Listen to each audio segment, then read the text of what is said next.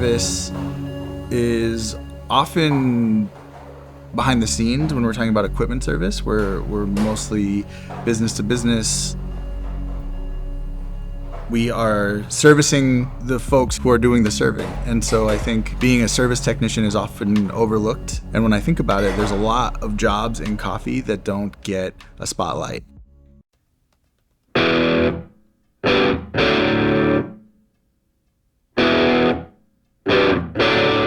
Right. Okay, cool. Well, I'll check that out and run a couple tests and we'll see what we come up with. Cool, thanks.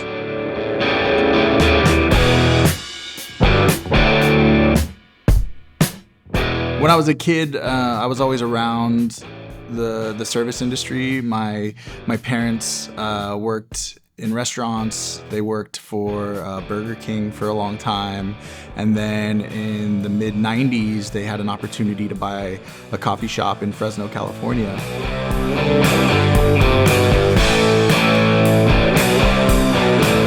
It was such a crazy time. Like so many things would happen. It was so different than when I think about it.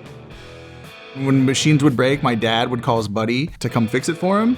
And, it was just a friend who knew how to tinker on things. And we were in there middle of the night, tearing the espresso machine apart, swapping elements out and doing all kinds of stuff. So that's sort of where I got the idea of that being a possibility as a job.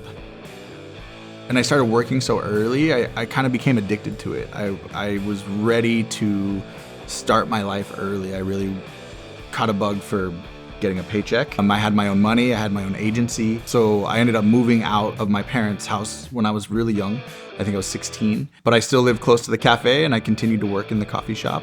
And also along with like my passion for coffee, I was starting to develop a passion for food, and I ended up moving to Portland and going to culinary school. And while I was in culinary school, I continued to work in coffee in the mornings, and then I would go work in restaurants at night. In 2006, I started working for Stumptown Coffee Roasters, and that's where I met my current business partner, one of my closest friends, Alex Lambert. And so he had a year of experience ahead of me servicing equipment. And so in a lot of ways, we really learned how to do this together. We would take stuff apart, figure it out, share tips back and forth. And then as Stumptown grew, our department grew, and we had to hire more people and develop our own training programs and just sort of put it all together. We built a nationwide service department for Stumptown. Working for a roaster that was coming up like that, I got to learn a lot. Not just how to fix machines and not just how to serve coffee, but how to manage books and how to run a team and how to put systems together. It was a huge opportunity for me and Alex. And that's when we decided to launch Black Rabbit in 2016.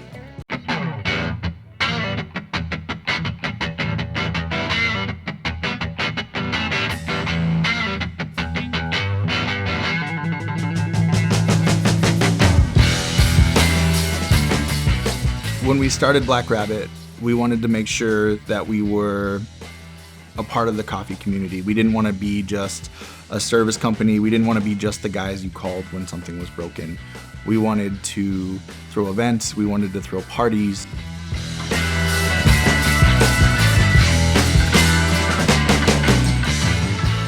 We wanted to know everyone's name. We wanted everyone to know our name.